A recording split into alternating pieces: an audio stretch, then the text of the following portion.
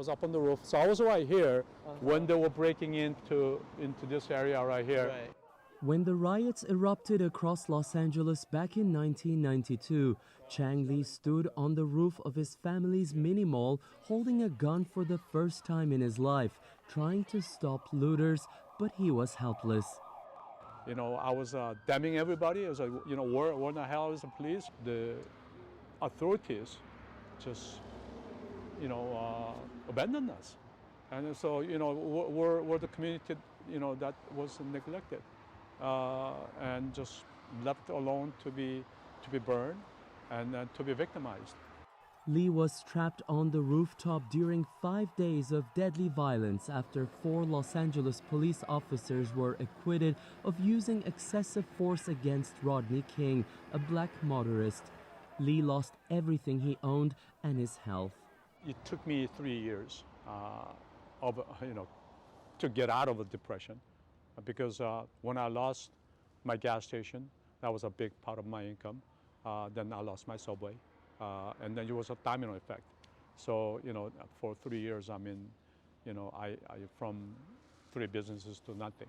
There was an estimated $1 billion of property damage caused by the riots in 1992, more than 40% sustained by Koreans. And out of all the businesses that were destroyed, 2,300 of them, roughly 65%, were Korean-owned. So for members of the Korean American community, this week represents a tragic moment in their history in the United States. Hae-Pin Im leads a non-government organization that represents the Korean American community, which she says is still feeling the impact. There were many incidences of suicide, depression, divorce, and for many children, they had to stop going to school because their parents could no longer afford paying for their studies. And so a lot of dreams that had to be forgone or delayed. She says no one in the mainstream cared that Korean American merchants were victimized, citing the community's lack of visibility and political power.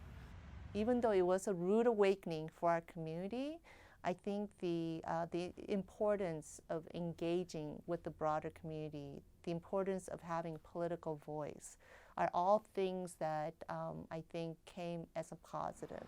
Chang Lee has since become involved in city council elections to make sure his voice is heard and that his community is never again left behind. It is Tian Shan, CGTN, Los Angeles.